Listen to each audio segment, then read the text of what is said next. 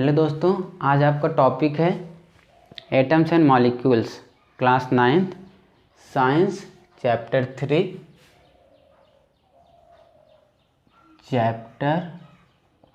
3 atoms and molecules. आप लोगों ने चैप्टर नंबर 1 एंड 2 में देखा कि मैटर किसे कहते हैं और मैटर के कितने टाइप्स होते हैं और कितने प्रकार की वो प्रॉपर्टी शो करते हैं। तो आज हम देखेंगे एटम्स एंड मॉलिक्यूल्स के बारे में। सबसे पहले एटम्स किसे कहते हैं? All the matters are made up of atoms and molecules. और ये एटम्स और मॉलिक्यूल्स मिलकर ही सारे मैटर बने होते हैं। अब सभी atoms and molecules different properties भी शो कर सकते हैं, सेम प्रॉपर्टीज़ भी शो कर सकते हैं। तो एक तरीके से एटम्स क्या है? Atoms is the smallest particle of an element. Atom जो है एलिमेंट का सबसे स्मॉलेस्ट पार्टिकल है जो कोई भी केमिकल रिएक्शन में पार्टिसिपेट करता है। अब एटम्स ये 3 लॉज होते हैं। एक law of conservation of mass, conservation of mass. Second है लॉ ऑफ कांस्टेंट प्रोपोर्शन, और थर्ड है law of multiple proportion.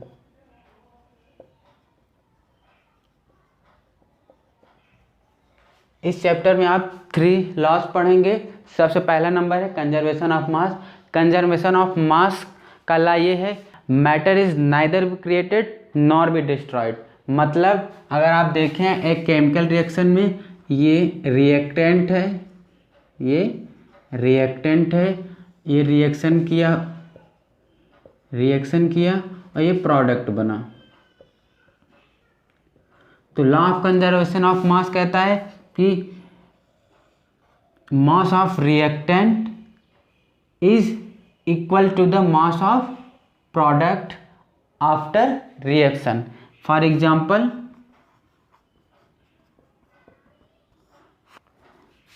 Calcium carbonate react किया, कैल्शियम ऑक्साइड बनाया और कार्बन डाइऑक्साइड बनाया। तो अगर ये कैल्शियम कार्बोनेट 100 ग्राम है तो ये हो सकता है 56 ग्राम हो और ये 44 ग्राम हो। एक तरीके से ये दोनों इक्वल करेंगे तो कितना होगा? 100 ग्राम। मतलब law of conservation of mass ये कहता है कि mass of reactant is equal to the mass of product. मतलब mass is neither be created nor be destroyed, ये लॉ कहता है। और सेकेंड लॉ ये है कांस्टेंट प्रोपोर्शन। मतलब जिस प्रोपोर्शन में रिएक्टेंट रहेगा उसी प्रोपोर्शन में प्रोडक्ट भी बने। Chemical compound always consist of the same element and combined same proportion by mass. इस तरीके से लॉ ऑफ कांस्टेंट प्रोपोर्शन है। जैसे H2O है, रिएक्ट करेगा H2 plus half O2। H2O कितना प्रोपोर्शन है? 1:8।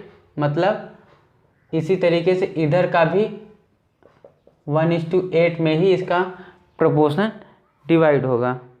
अब मल्टीपल प्रोपोर्शन में मतलब ये हो सकता है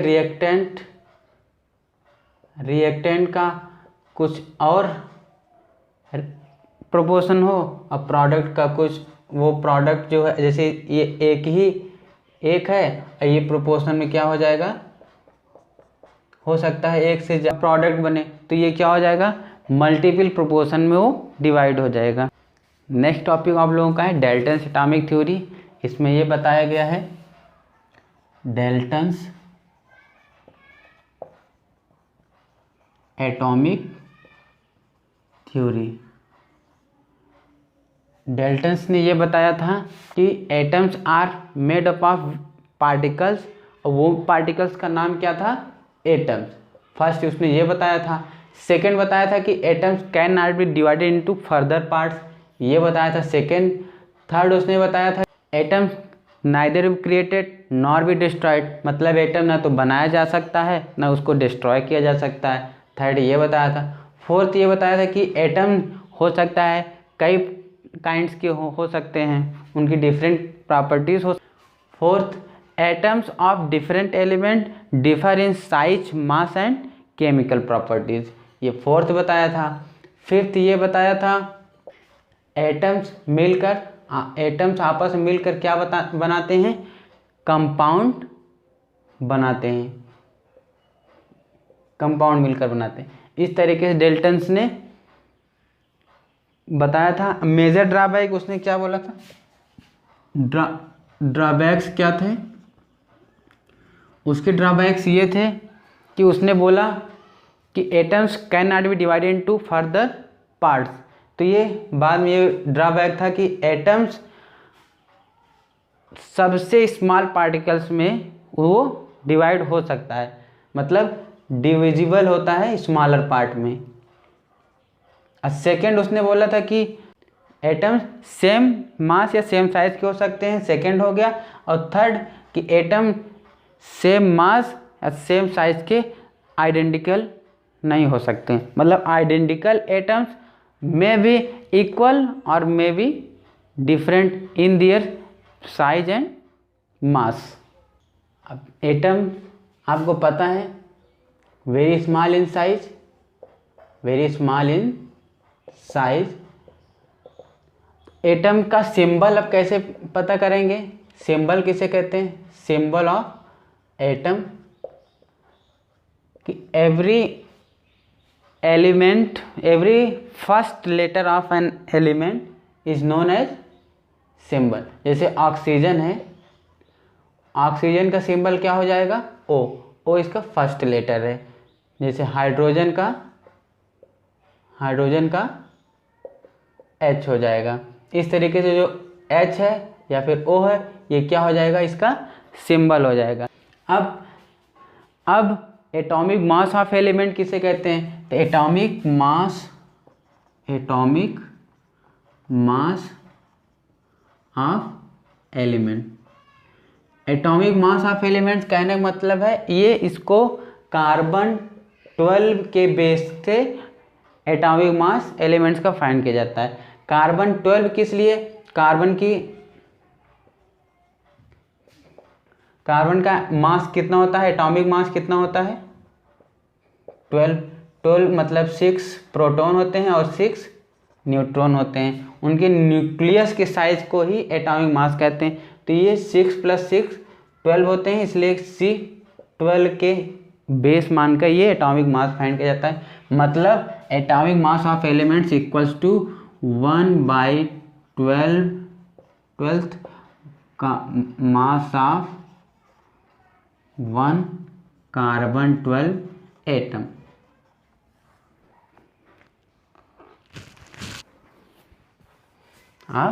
एटम इस तरीके से ये फाइंड किया गया।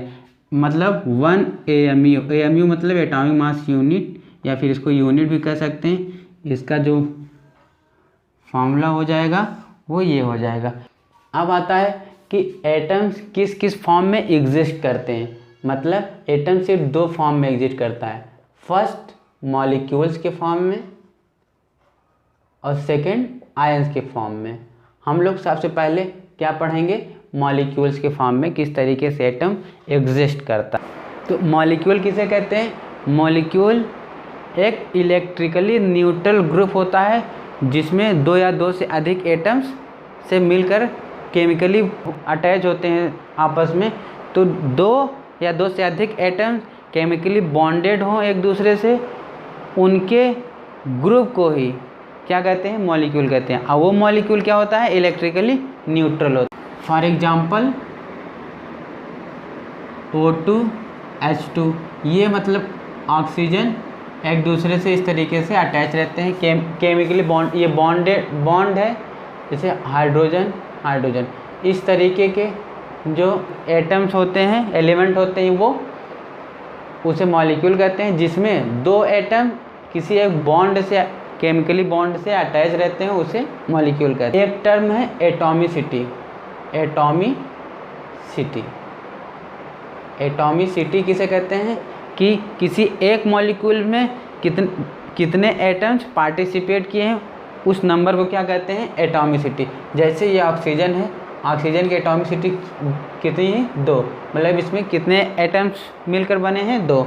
इस तरीके से S8 अगर कर दें तो इसकी एटॉमिसिटी क्या है, सल्फर की 8। P4 कर दें तो फास्फोरस की एटॉमिसिटी कितनी है, 4। इस तरीके से एटॉमिसिटी। इसे मॉलिक्यूल्स ऑफ कंपाउंड्स, मतलब जब एटम्स सेम ना हो, जैसे HCl, तो ये HCl हाइड्रोजन और क्लोरीन सेम एटम्स नहीं है, मतलब इनका बॉन्ड बनेगा, ये एक मॉलिक्यूल कहे जाएंगे इनका, लेकिन ये मॉलिक्यूल्स ऑफ कंपाउंड हैं। अभी ये क्या था, मॉलिक्यूल्स ऑफ एलिमेंट्स।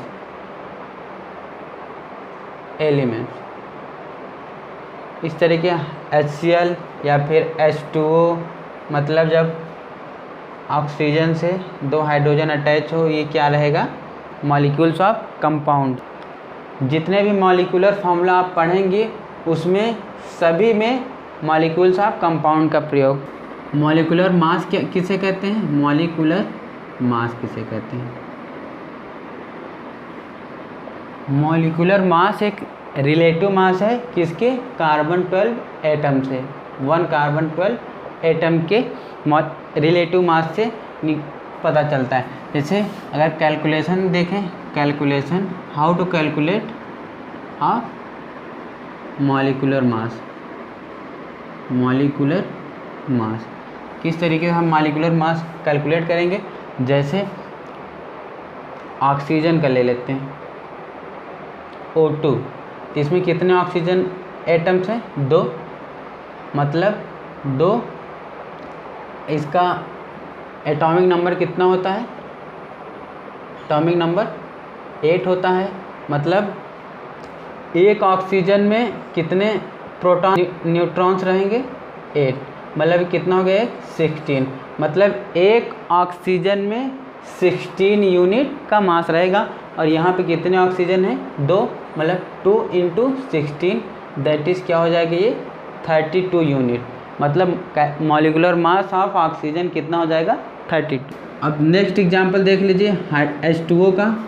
इसमें क्या है, H2O किससे मिलकर बना है, 2 हाइड्रोजन से बना है प्लस 1 ऑक्सीजन से मिलकर बना है।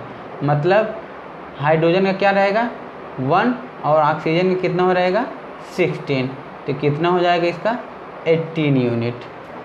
अब एटम 2 पार्ट्स में एग्जिस्ट करते थे। फर्स्ट क्या था, मॉलिक्यूल्स था। अब सेकेंड क्या था, आयंस था।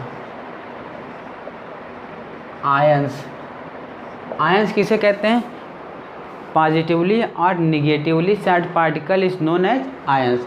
अब आयंस कितने पार्ट होते हैं, एक कैटायन होता है, कैटायन, और दूसरा क्या होता है, एनायंस होता है। मतलब कैटायन का चार्ज क्या रहेगा, पॉजिटिव, एनायंस का निगेटिव, ऐसे ही बता दे रहे। मतलब कैटायन, जैसे कोई मान लीजिए एलिमेंट है, सोडियम है, सोडियम क्या कर रहा है कि एक इलेक्ट्रॉन लूज कर दे रहा है, तो ये कितना क्या हो जाएगा, इसके ऊपर एक पॉजिटिव चार्ज आएगा। तो ये सोडियम पर जो पॉजिटिव चार्ज आने की वजह से ये क्या कहलाएगा, एक कैटायन कहलाएगा। क्यों, क्योंकि ये पॉजिटिवली चार्ज पार्टिकल हो गया। उसी तरीके से एनायंस, मतलब जैसे Cl है, ये प्लस 1 इलेक्ट्रॉन गेन कर ले रहा है, 1 इलेक्ट्रॉन, तो ये क्या हो जाएगा, Cl-। तो ये minus negative sign, negative charge होने की वजह से इसको क्या कहेंगे हम लोग, एनायन कहेंगे। इस तरीके से ये कैटायंस और एनायंस हो गए। अब आता है आयनिक कंपाउंड्स किसे कहते हैं? Ionic compounds. आयनिक कंपाउंड्स की कहते हैं the compounds which are made up of ions, मतलब जो आयन से मिलकर बनता है उसे आयनिक कंपाउंड्स कहते हैं। जैसे H2SO4 मतलब सल्फ्यूरिक एसिड, मतलब ये किससे मिलकर बना है? H+ आयन से, और SO4 2 नेगेटिव, मतलब ये क्या है? ये एनायन है और ये क्या है? कैटायन है। तो आयनिक कंपाउंड्स किसे कहते हैं? The compounds which are made up of ions is known as ionic compound. अब नेक्स्ट टॉपिक है chemical formula. Chemical formula, chemical formula, chemical formula किसे कहते हैं? मतलब जो एक नाम रहता है आईयूपीएसी ने एक नाम दिया हुआ है कि जब कोई भी मॉलिक्यूलर कंपाउंड हो या फिर कोई भी कंपाउंड हो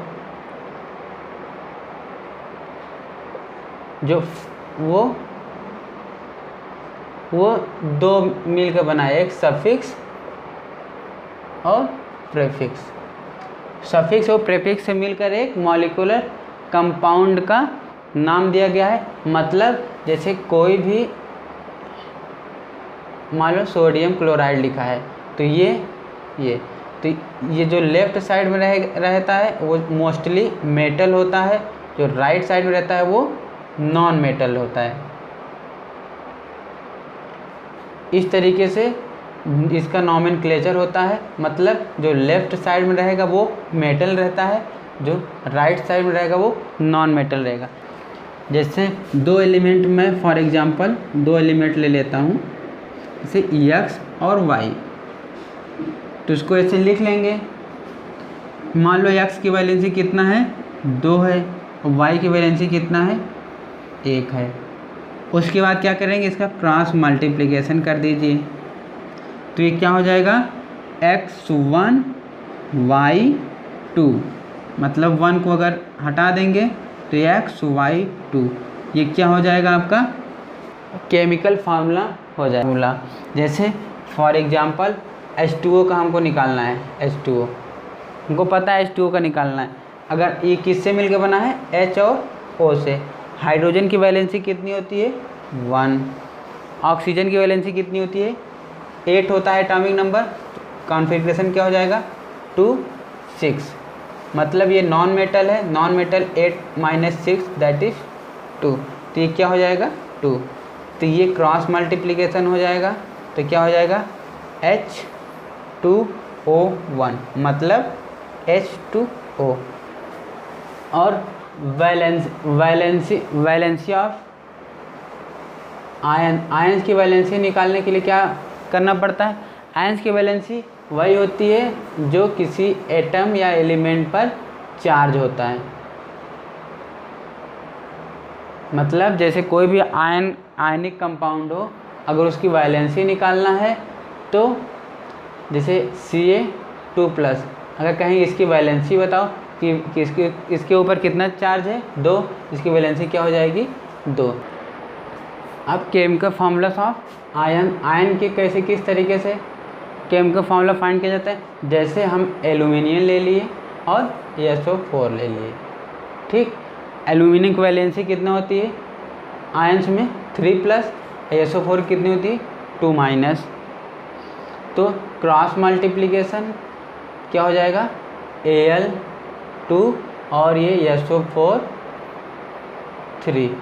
तो आयंस का जो केमिकल फार्मूला होता है इस तरीके से कैलकुलेट कर सकते हैं।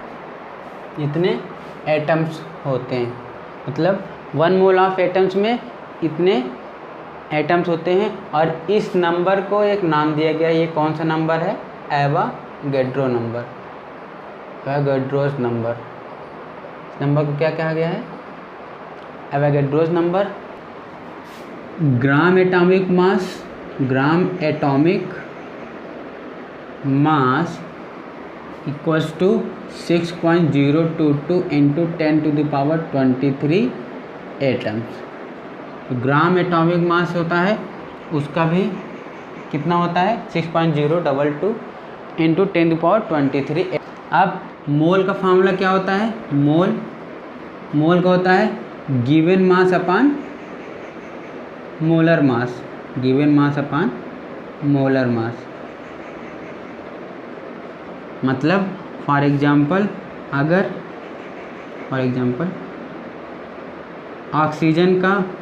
ऑक्सीजन का मास गिवन मास दिया गया है कितना 32 ग्राम दिया हुआ है, और इसका आपको पता है कि मॉलिक्यूलर वेट या फिर मॉलिक्यूलर मास कितना होता है 16 होता है, तो इसका मोल क्या हो जाएगा, mole equals to given mass अपान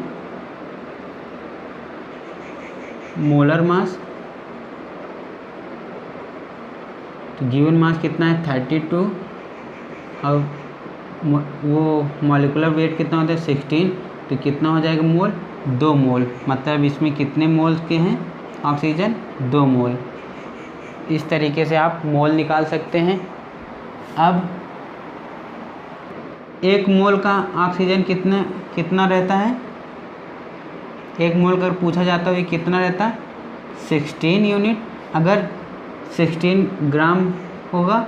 और अगर पूछ लिया जाए कि 4 ग्राम में कितने मोल आएंगे, 4 ग्राम में कितने मोल आएंगे, तो आप क्या कहेंगे कि जब 1 मोल में 16 ग्राम आता है तो 1 ग्राम में कितना आएगा 1/16 मोल। उसी तरीके से 4 ग्राम में कितना आ जाएगा, तो 1/16 इंटू 4 दैट इज़ 1/4। मतलब आप यहाँ पे यूनिटरी मेथड से आप ये बता देंगे कितने ग्राम में कितना मोल आता है। इस तरीके से ये चैप्टर